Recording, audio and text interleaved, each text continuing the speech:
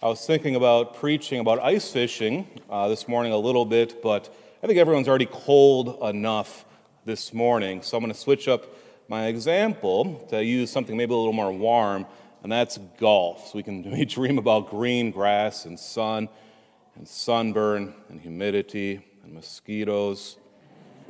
Maybe the cold doesn't sound so bad after all, right? Maybe we just move out of Minnesota. Maybe that's the possibility. But something that's interesting in golf is I remember when I started to learn how to golf, and I still am. I'm still. It's a sport and activity, I guess you could say. They're always trying to get better at. And one of the things that you do is you watch other people. You watch their swing and you try to imitate their swing.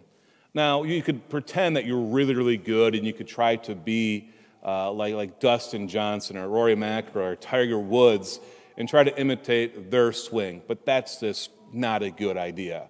No one here is as good as they are. We can't do a swing like them.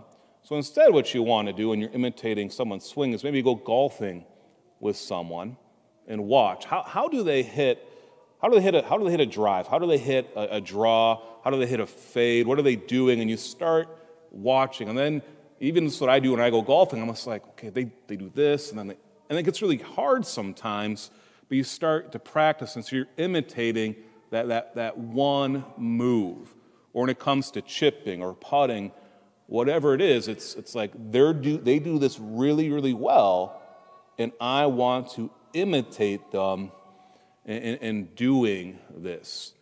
And what happens when you do this is you yourself start to be like them, at least when it comes to golfing. So that's a good thing. Of course, today we hear about imitation, and we hear even better thing than golf. We have St. Paul, who says to the people of Corinth. Remember, the people of Corinth, the city of Corinth was a messed up town. When Paul got there, and when Paul left, it still was a messed up town. It wasn't a town, it was a big city. And I've said this before, and the people of Corinth was kind of like a modern-day New Orleans Mardi Gras, but 5 times worse. That's how bad Corinth was. And so when Paul arrived, he really tried to preach the message of Christ to very few amount of people that would listen to him, but he gave his heart to them. He gave everything to them. Even after he left, of course, now we have the letter of St. Paul to the Corinthians, at least a couple letters there. He writes back to them. He writes back to his children. And he says to them this very unique line, which kind of sounds egocentric at first. Be imitators of me. But then what does he say? As I am of Christ. Be imitators of me as I am of Christ. And how did Paul imitate Christ, by the way? Well, we look at his life and we can kind of see a parallel life of Jesus. Paul gave up everything to follow Jesus. Jesus, well, he takes on humanity. He humbles himself to share in our divinity. Jesus is a great preacher, preaching to thousands of people, and on the Sermon on the Mount and other places. Paul is the same way, and baptizing and doing other things as well. Jesus is able to heal those who are sick, even those who are dead. Paul does the same thing. Jesus, of course, dies, is crucified for us. Paul, we know, is martyred. So Paul can say this, be imitators of me, because he truly is imitating Christ. And that's what we want to do as well. We want to imitate Christ in everything that we do. Although sometimes, just like when it comes to that golf example, that seems like it's way too hard. I mean, there's Jesus, here we are, all right? And for golf, here's Dustin Johnson, number 1 player in the world, here we are. And so when Paul says, be imitators of me, it's kind of that in-between stage. And there's other people in our life as well that we can try to imitate because they're trying to be like Christ as well.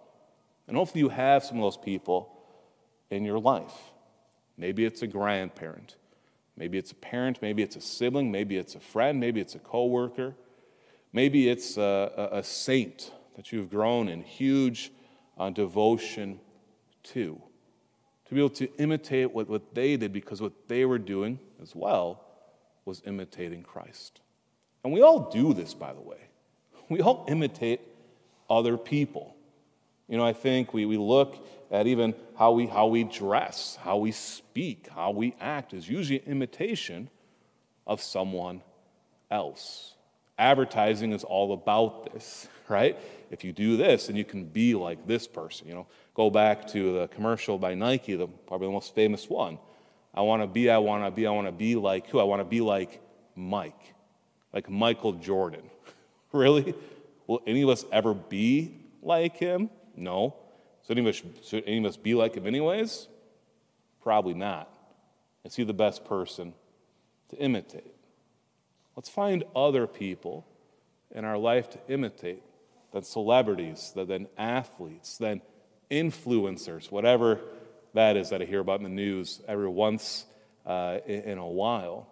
And let's imitate those people in our life that truly are living a Christ-centered life. And when you do this, what's going to happen is your spiritual life is going to grow exponentially. It's going to grow so much because you're following in the way of Christ. And then eventually, hopefully, when we do this, other people will imitate us, which they're doing already. Children imitate their parents. We see this over and over again. Your children will act like you. Your children will speak like you. Your children will use the same words that you use. So make sure to use your words wisely, by the way. And your children will imitate you in your prayer life. They will. If you have a prayer life, if you have a life that's dedicated to Christ, your children, your grandchildren, your friends, your coworkers will follow in your example. And so please make sure to imitate Christ. Imitate those who have gone before us as well, the saints, your relatives, and your friends.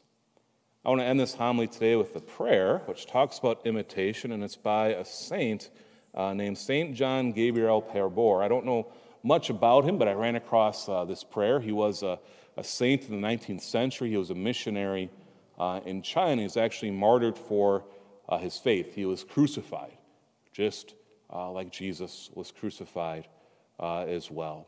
But he has this beautiful prayer about imitation and how we're called to try to ask the Lord for his grace so we may imitate as well. O my divine Savior, transform me into yourself. May my hands be the hands of Jesus. May my tongue be the tongue of Jesus. Grant that every faculty of my body may serve only to glorify you. Above all, transform my soul and all its powers, so that my memory, my will, and my affection may be the memory, will, and affections of Jesus. I pray you to destroy in me all that is not of you. Grant that I may live but in you, by you, and for you, so that I may truly say with St. Paul, I live, now not I, but Christ lives in me.